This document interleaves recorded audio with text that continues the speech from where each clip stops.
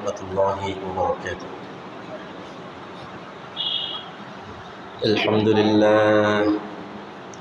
لله رب العالمين، والصلاة والسلام على أشرف الأنبياء والمرسلين وعلى آله وأصحابه أجمعين، أما بعد، فأعوذ بالله من الشيطان الرجيم. بسم الله الرحمن الرحيم. إن الله وملائكته يصلون على النبي يا أيها الذين آمنوا صلوا عليه وسلموا تسليما. صلى الله على سيدنا محمد وآله وأصحابه وسلم. صلى الله على سيدنا محمد وآله وأصحابه وسلم. صلى الله على سيدنا محمد وآله وأصحابه وسلم. رب اشرح لي صدري ويسر لي أمري واحلل عقدة من لساني يفقهوا قولي. سبحانك لا علم لنا إلا ما علمتنا إنك أنت العليم الحكيم. সম্মানিত উলামায়ে কিরাম, পিতৃসমতুল্য মুরব্বিয়ান আযম, অত্র এলাকার সর্বস্তরের দিনদার পরহেজগার আমার নামাজি ভাই বন্ধুগণ, রব্বুল আলামিনের দরবারে শুকরিয়া আদায় করছি যে মহান রব্বুল ইজ্জত আজকের এই পবিত্র দিনে, বরকতময় সময়ে, মোবারকময় স্থান আল্লাহর ঘরে এসে বসে কোরআন হাদিসের আলোকে খুতবার বিষয়বস্তু নিয়ে এই সংক্ষিপ্ত আলোচনায় আমাদেরকে অংশগ্রহণ করার সুযোগ, সুস্থতা ও তৌফিক প্রদান করেছেন। সে রব্বুল আলামিনের দরবারে শুকরগুজার করে আমরা বলি আলহামদুলিল্লাহ।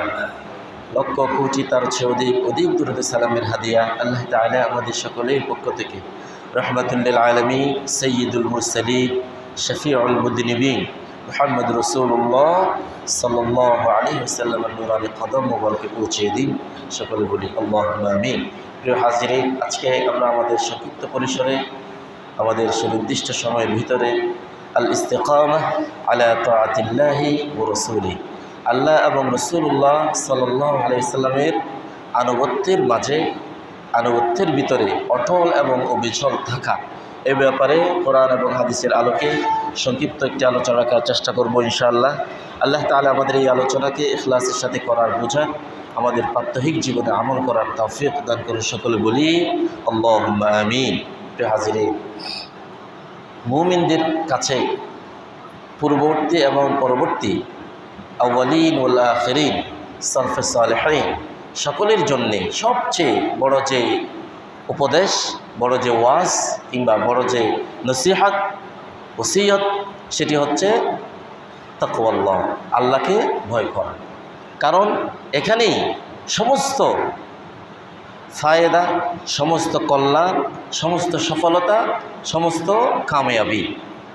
এর বিপরীতে মানুষের দুনিয়ার জীবন এবং পরকালীন জীবনে, মানুষের জীবনে অশান্তি, দুঃখ, বেদনা, যাতনা এবং চিরস্থায়ী জাহান্নামের শাস্তি। অতএব মুমিন যারা ঈমান এনেছে, যারা বলেছেন লা ইলাহা ইল্লাল্লাহ মুহাম্মাদুর রাসূলুল্লাহ, যারা এই কালিমা পড়ে ঈমান এনেছেন, মুমিন হয়েছে, তাদের জন্য বড় একটি নসিহত এবং উপদেশ হচ্ছে আল ইস্তিকামাহ আলা তাআতিল্লাহ ওয়া রাসূলিহি সাল্লাল্লাহু আলাইহি সাল্লাম, আল্লাহ এবং রাসূলুল্লাহ সাল্লাল্লাহু আলাইহি সাল্লামের আনুগত্যের মাঝে অটল এবং অবিচল থাকা। পৃথিবীর ইতিহাসে এরকম হাজারো উদাহরণ, এক্সাম্পল আছে। কিছু মানুষ দুনিয়ার লম্বা সময় দ্বীনের উপরে ছিলেন, নামাজি ছিলেন, পরহেজগার ছিলেন, দিনদার ছিলেন, রোজাদার ছিলেন, কোরআন তেলাওয়াতকারী ছিলেন, ভালো মানুষ ছিলেন, কিন্তু জীবন সায়ান্নে এসে তিনি দ্বীনের উপরে ইস্তেকামত থেকে তিনি তার জীবনের শেষটি শেষ করতে পারেননি। আবার এমনও হাজারো উদাহরণ আছে জীবনের গুরুত্বপূর্ণ সময়, তারুণ্য, যৌবন, জীবনের গুরুত্বপূর্ণ একটি সময় আল্লাহর অবাধ্যতার উপরে ভিতরে, রাসূলুল্লাহ সাল্লাল্লাহু আলাইহি ওয়াসাল্লামের অবাধ্যতার উপরে, দিন বিরোধী, দিনের বিপক্ষে তিনি সারাটা জীবন কাটিয়েছেন। কিন্তু আল্লাহ তাআলা জীবন সায়ান্নে এসে তিনি হেদায়েতপ্রাপ্ত হয়ে আল্লাহর জান্নাত তিনি লাভ করেছেন। সুবহানাল্লাহ। এজন্য আমাদের মুরব্বীরা সব সময় দোয়া চান মানুষের কাছে, কবরের কাছে। আমাদের সমাজে একটি কথা প্রচলিত আছে, আমার খাতেমা বিল খাইরের জন্য একটি দোয়া করি, এরকম না? মুরব্বীরা আমরা যখন কোনো দাদা দাদি, নানা নানি অথবা উস্তাদ অথবা বড়জন তাদের জীবনের অসুস্থতার শেষ বয়সে এসে যখন যায়, তারা বলেন আমাদের জন্য আমার এই দুনিয়ার চাওয়াও পাওয়া কিছু নাই, আমি শুধু চাই আমার যেন খাতেমা বিল খাইর হয়। খাতেমা বিল খাইর হয়। খাতেমা বিল খাইর কি? সেটা হচ্ছে যাতে ইমানের উপরে ইস্তেকামত থেকে কালিমার সাথে তার যেন মৃত্যুটা নসিব হয়ে যায়। আল্লাহ তাআলা আমাদের সকলকে, আমাদের মা বাবাদেরকে, আমাদের মুরব্বীদেরকে, আমাদের উস্তাদদেরকে, আমাদের আপনজন যারা বেঁচে আছেন জীবনের সমস্ত সময়ে আল্লাহ তাআলা যেন আমাদেরকে জীবন শেষের দিকে এসে আমরা যখন চলে যাওয়ার সময় যখন আসবে, যাতে আল্লাহ তাআলা আমাদের সকলকে খাতেমা বিল খাইর দান করেন। বলি আল্লাহুম্মা আমিন। প্রিয় হাজিরিন, গত কিছুদিন আগে,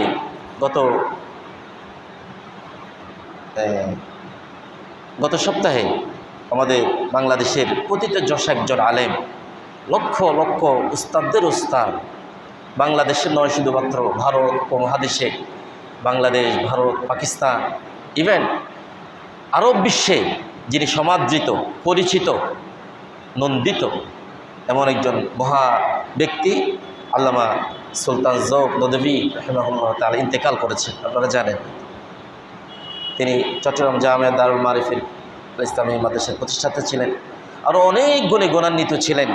আরব বিশ্বে তার একটি দরখাস্ত, যদি কোনো স্টুডেন্ট, কোনো ছাত্র, কোনো রেসালা, সেখানে যদি তার দস্তখত থাকতো, সৌদি আরব, ওমান, কাতার, দুবাই, বাহরাইন সহ বিভিন্ন মিশরে তার এই দস্তখত সম্বলিত এই রেসালা সেখানে গ্রহণযোগ্য ছিল।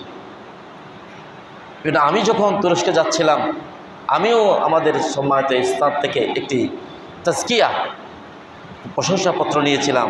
সেখানে এটার একটি গুরুত্ব আছে। এমন মহান ব্যক্তি, তিনি চলে যাবেন জীবনের শেষের দিকে এসে এভার কেয়ার হাসপাতালে ছিলেন।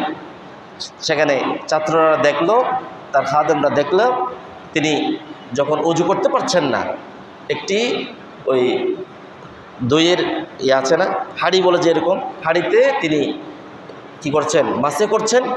সেখানে তার নাকে নল লাগানো, অক্সিজেন লাগানো, সেই সময় তিনি হাঁড়িতে মাসে করছেন, আর সেখানে তিনি ইশারায় নামাজ পড়ছেন।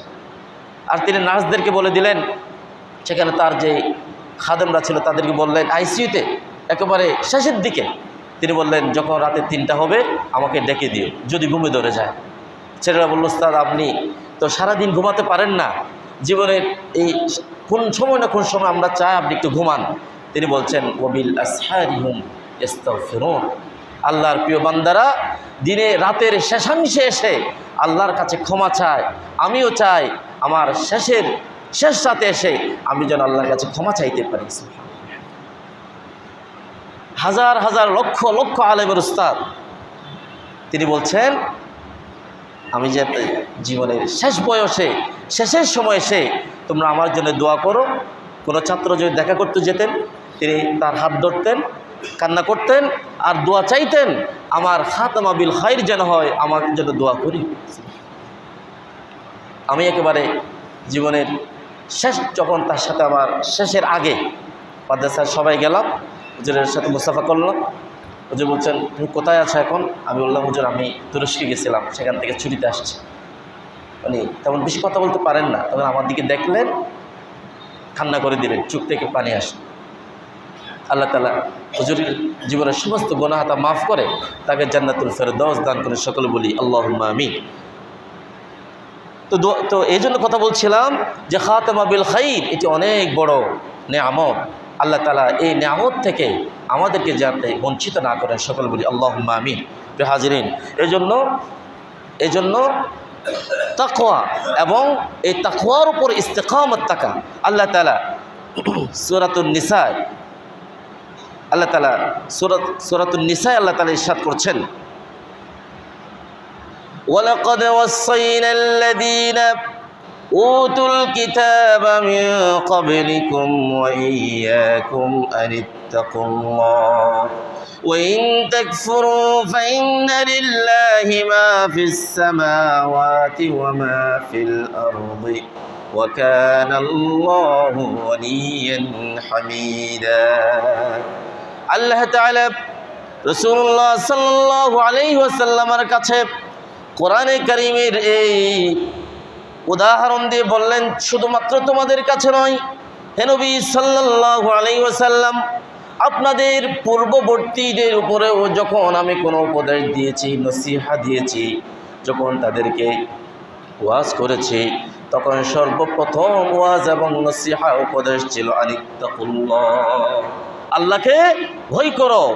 আর এর বিপরীতে ওয়া ইন তাকফুরু, আর এর বিরুদ্ধাচরণ যারা করবে, আল্লাহর পথ থেকে, রাসূলুল্লাহ সাল্লাল্লাহু আলাইহি ওয়াসাল্লামের পথ থেকে যারা মুখ ফিরিয়ে নেবে, আল্লাহ তাআলা বললেন আর তারা যেন জেনে রাখে ওয়া কানাল্লাহু গানিয়ান হামিদা, আল্লাহ তাআলা কারো মুখাপেক্ষী নন, তিনি প্রশংসিত। মানুষ যে আল্লাহকে ভয় করবে, এখানে আল্লাহর কোনো পাওনা নাই, পাওনা হচ্ছে মানুষের। কার? মানুষের। এজন্য আল্লাহ তাআলা পরবর্তী আয়াতে বললেন, ওয়ালিল্লাহি মা ফিস সামাওয়াতি ওয়া মা ফিল আরদ ওয়া কাফা বিল্লাহি ওয়াকিলা। এই আসমান জমিনে যা কিছু আছে, তোমরা যা কিছু দেখো না দেখো, যা কিছু আবিষ্কৃত হয়েছে বা হয়নি, সমস্ত কিছু কার? ওয়া কাফা বিল্লাহি ওয়াকিলা, তিনিই যথেষ্ট সমস্ত কাজ করার জন্যে। প্রিয় হাজিরিন, আজকে দুনিয়ার একটু স্বাচ্ছন্দ্যের জন্যে, দুনিয়ার কল্যাণের জন্যে আমরা পাগল পারা হয়ে গিয়েছি। আমরা আল্লাহকে ছেড়ে দিয়ে দুনিয়ার লোভে মত্ত হয়ে পড়েছি। গতকালকে আপনারা দেখেছেন সৌদি আরবে দুবাইতে আমেরিকার প্রেসিডেন্ট ডোনাল্ড ট্রাম্প তিনি সফর করছেন। আর আমাদের আরবের বড় বড় শায়েকেরা তাকে বিমানে, আকাশপথে যুদ্ধ বিমান দিয়ে তাকে সম্বর্ধনা জানাচ্ছে আকাশেই। এরপরে দুনিয়ার জমিন এসে তাদের দরবারে নারীদেরকে নিয়ে কত ধরনের বেহায়াপনা অশ্লীলতার সাথে ট্রাম্পকে অভিবাদন জানাচ্ছে। আমরা দেখেছেন না, মিডিয়ায় দেখছেন। সৌদি আরব, দুবাই, কাতারের আমির তাকে বিলিয়ন বিলিয়ন টাকার ডলারের বিমান উপহার দিচ্ছে, এই উপটকন শুধুমাত্র কেন? এই দুনিয়ার বন্দোবস্ত একটু ভালো রাখার জন্যে। অথচ আল্লাহ বলছেন এই দুনিয়ার বন্দোবস্ত মানুষের কাছে নয়, দুনিয়ার সমস্ত কল্যাণ, আখিরাতের কল্যাণ আছে কার কাছে? আল্লাহর কাছে। আর মানুষ এদিকে আমাদের আরবের শায়েকেরা তাকে লাল গালিচা দিচ্ছে, আকাশে বিমান দিয়ে সম্বর্ধনা জানাচ্ছে। আর ওদিকে ফিলিস্তিনে প্রতিদিন 50-60 জন করে, আরও বেশি করে মানুষ, নিরীহ নারী, পুরুষ, বৃদ্ধ, আবাল বনিতা শহীদ হচ্ছে। ঠিক না বলেন? হাজিরিন, ওদের আফসোস লাগে। আল্লাহ তাআলা তাদেরকে সহি বুঝদান করুন। এই দুনিয়ার জীবন শেষ নয়, দুনিয়ার জীবন শেষ হয়ে যাবে। এর প্রতিটা কর্মের জন্যে আল্লাহর কাছে জবাবদিহি করতে হবে। ঠিক না বলেন? অবশ্যই জবাবদিহি করতে হবে। যার হাতের অর্থ, যার প্রতিটা রন্ধ্রে রন্ধ্রে হাজারো মুসলমান ভাই বোনদের, আমাদের কলিজার টুকরো ভাই বোনদের রক্তে রঞ্জিত, তাকে দুনিয়ার বন্দোবস্ত রাখার জন্যে আমরা তাদের কাছে মাথাকে নুয়ে দিচ্ছি। অথচ আল্লাহ কি বলছেন? আল্লাহর কোরআন বলছে, আসুন আল্লাহ কি বলছেন? আল্লাহ তাআলা বলছেন, মান কানা ইউরিদু সাওয়াবাদ দুনিয়া ফাইনদাল্লাহি সাওয়াবুদ দুনিয়া ওয়াল আখিরাহ ওয়া কানা আল্লাহু সামিআম বাসীরা। আল্লাহ তাআলা বললেন, হে পৃথিবীর মানুষ, তোমরা তো যারা দুনিয়ায় স্বাচ্ছন্দ্য চাও, দুনিয়ার কল্যাণ চাও, তোমাদের জন্য আমি রব্বুল আলামিনের মেসেজ হচ্ছে, আল্লাহ রব্বুল আলামিনের কাছে দুনিয়া এবং আখিরাতের কল্যাণ রয়েছে। কল্যাণ কোথায়? আল্লাহর কাছে। আপনি কি মনে করছেন আজকে আপনারা ইসরায়েলকে স্বীকৃতি দিবেন কতদিন পরে? যাদের হাতে আপনার ভাইয়ের রক্ত, তাদেরকে আপনারা সসম্মানে আপনাদের ঘরে এনে সম্মানিত করছেন, কোটি কোটি টাকার আপনারা অস্ত্রের চুক্তি করছেন। আপনারা মনে রাখুন, এই রক্তের রঞ্জিত শাহাদাতের যে পথ দিয়ে আপনারা আপনাদের এই দুশ্মনদেরকে, বিশ্ব মুসলিমের দুশ্মনদেরকে আপনারা সহযোগিতা করছেন, সময় হয়তো এমন একদিন আসবে, তারাই আপনাদের জন্য একদিন কাল হয়ে দাঁড়াবে, ঠিক না বলেন? দেখবেন হয়তো আমরা দুনিয়ায় থাকবো অথবা থাকবো না, এই জালেমরাই একদিন তাদের উপরে জুলুমের সমস্ত স্টিম রোলার চালাবে। আল্লাহ তাআলা হেফাজত করুন এই মক্কা মদিনার এই পবিত্র ভূমিকে জালেমদের রক্তচক্ষু থেকে আল্লাহ তাআলা হেফাজত করুন, এবং আরবের এই বড় বড় শাইখদেরকে আল্লাহ তাআলা সৎ বুঝ দিয়ে মুসলমানদের স্বার্থে মুসলিম মিল্লাতের পাশে দাঁড়ানোর জন্যে সেই তৌফিক আল্লাহ তাআলা দান করে সকল বলি আল্লাহুম্মা আমিন। হাজিরিন, এজন্য রাসূলুল্লাহ সাল্লাল্লাহু আলাইহি ওয়াসাল্লাম বলেছেন, আল্লাহ তাআলা বলেছেন, ফাস্তাকিম কামা উমিরতা, তুমি যে ঈমান এনেছো এই ঈমানের উপরে অটল এবং অবিচল থাকবে। অন্য জায়গায় বলেছেন, ফাস্তাকিমু ইলাই ওয়াস্তাগফিরুহু, আল্লাহর প্রতি তুমি অটল থাকবে, ওয়াস্তাগফিরুহু, এবং তার কাছে ক্ষমা চাইবে। অন্য জায়গায় আল্লাহ তাআলা বললেন, ইন্নাল্লাযীনা ক্বালু রাব্বুনাল্লাহু থুম্মা ইসতাকামু, যারা বলে হে আল্লাহ তাআলা আপনি আমাদের রব আল্লাহ, এবং এই কথার উপরে অটল এবং অবিচল থাকে, আল্লাহ তাআলা বললেন, তাতানাজ্জালু আলাইহিমুল মালাইকা, এই সমস্ত বান্দাদের উপরে আল্লাহ তাআলা ফেরেশতা নাজিল করে দেন। আর আল্লাহ তাআলা বললেন, আল্লা তাখাফু ওয়ালা তাহজানু ওয়াবশিরু বিল জান্নাহ, যারা আল্লাহর দ্বীনের উপরে অটল এবং অবিচল থাকবে তোমাদের কোনো ভয় নাই, তোমরা কোনো ভয় করবে না, পেরেশানি নেবে না, টেনশন করবে না, বরঞ্চ ওয়াবশিরু বিল জান্নাহ, বরঞ্চ তোমরা জান্নাতের সুসংবাদ গ্রহণ করে নাও, আল্লাতী কুনতুম তুআদুন, এটি তোমাদেরকে প্রতিশ্রুতি দেওয়া হয়েছে। যেন ফেরেশতারা বলবেন সেদিন, নাহনু আউলিয়াউকুম ফিল হায়াতিদ দুনিয়া ওয়া ফিল আখিরাহ, আমরা ফেরেশতারা আপনাদের জন্যে দুনিয়া এবং আখিরাতে বড় বন্ধু, এবং আখিরাতের জমিনে ওয়ালাকুম ফিহা মা তাশতাহি আনফুসুকুম ওয়ালাকুম ফিহা মা তাদউন, যে মানুষরা যা কিছু চাইবে সাথে সাথে সব কিছু পেয়ে যাবে, তাদের সমস্ত আকাঙ্ক্ষা পূর্ণ হয়ে যাবে।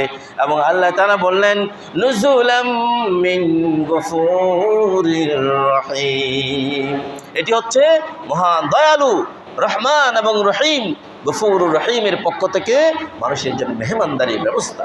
আল্লাহ তাআলা তাদেরকে চিরস্থায়ী জান্নাত, চিরস্থায়ী শান্তিতে রাখবেন। হাজিরিন, আলোচনার শেষের দিকে এসে রাসূলুল্লাহ সাল্লাল্লাহু আলাইহি ওয়াসাল্লাম একটা হাদিস শরীফের একটি অংশ, এক সাহাবী এসে বললেন, ইয়া রাসূলুল্লাহ, আন্না রাজুলান ক্বালা লিন নবী সাল্লাল্লাহু আলাইহি ওয়াসাল্লাম, ইয়া রাসূলুল্লাহ কুল্লি ফিল ইসলাম কওলান, ইয়া রাসূলুল্লাহ আপনি আমাকে শুধুমাত্র একটি কথা বলবেন, একটি কথা, এবং একটি ওসিয়ত করবেন, একটি উপদেশ দিবেন, একটি নসিহা, কওলান লা আসআলু আনহু আহাদ গায়রক, একটা মাত্র উপদেশ দিবেন, এছাড়া আমি আপনার কাছে আর কিছু চাই না, এমন একটা উপদেশ দেন যেটা দিয়ে আমার জীবন চলে যাবে। রাসূলুল্লাহ সাল্লাল্লাহু আলাইহি ওয়াসাল্লাম তাকে বললেন, ক্বালা কুল আমানতু বিল্লাহ সুম্মা ইসতাকিম, হে আমার সাহাবী বলো তুমি আমানতু বিল্লাহ, আমি ঈমান এনেছি কার উপরে? তুমি বলো আমি ঈমান এনেছি আল্লাহর উপরে, এবং এই কথার উপরে তুমি অটল এবং অবিচল থাকবে, এটাই তোমার জান্নাতের জন্যে, তোমার নাজাতের জন্য যথেষ্ট হয়ে যাবে। সুবহানাল্লাহ বিহামদিহি। তাহলে আজকে যারা আমরা ঈমান এনেছি, আমরা আল্লাহর প্রতি যে অটল এবং অবিচল যাতে থাকতে পারি, আল্লাহ তাআলা সেই তৌফিক আমাদের সকলকে দান করে। সকলে বলি আল্লাহুম্মা আমিন। অটল এবং অবিচল থাকার 5টি পয়েন্ট শুধুমাত্র আমি আপনাদেরকে নোট আকারে বলতে চাই। একটি হচ্ছে সুবুত আলা দীনিল্লাহ, আল্লাহর দ্বীনের উপরে অটল এবং অবিচল থাকা, এদিক সেদিক মানুষের কোনো লোভ লালসায় পড়ে দিন থেকে বিচ্যুত হয়ে না যাওয়া। ও মুহাফাযাতু আলা আওয়ামিরিল্লাহ, আল্লাহ যে সমস্ত আওয়ামির আদেশ আছে এই সমস্ত আদেশগুলি বিফআলিহা করার মাধ্যমে পালন করা। ওয়াবুদ আন নওয়াহিহি, আল্লাহর পক্ষ থেকে যে সমস্ত নিষেধাজ্ঞা বলে আছে এগুলি বিইজতিনাবিহা ওয়া তারকিহা, এগুলিকে ছেড়ে দিয়ে এগুলির থেকে পরহেজ করা। তাহলে এবং সমস্ত আদেশ পালন করা এবং নিষেধগুলি ছেড়ে দেওয়া, এটি হচ্ছে সুবুত আলা দীনিল্লাহ ওয়া তাআতিল্লাহি তাআতুল্লাহ ওয়া তাআতু রাসূলিল্লাহ সাল্লাল্লাহু আলাইহি ওয়াসাল্লাম। আল্লাহ তাআলা আমাদেরকে তৌফিক দান করুন আল্লাহর পথে অটল এবং অবিচল থাকা, দুনিয়ার যে কোনো ঝড় ঝঞ্ঝা সকল পরিস্থিতিতে সকল পরিবেশে আল্লাহর দ্বীনের উপরে অটল এবং অবিচল থাকা এবং আমাদের জীবন যাতে খাতামা বিল খাইর হয় সেই তৌফিক আল্লাহ তাআলা আমাদের সকলকে দান করে। সকলে বলি আল্লাহুম্মা আমিন ওয়া আখিরু দাওয়ানা আলহামদুলিল্লাহি রাব্বিল আলামিন সুবহানাকাল্লাহুম্মা ওয়া বিহামদিকা আশহাদু আল্লা ইলাহা ইল্লা আনতা আস্তাগফিরুকা ওয়া আতুবু ইলাইক।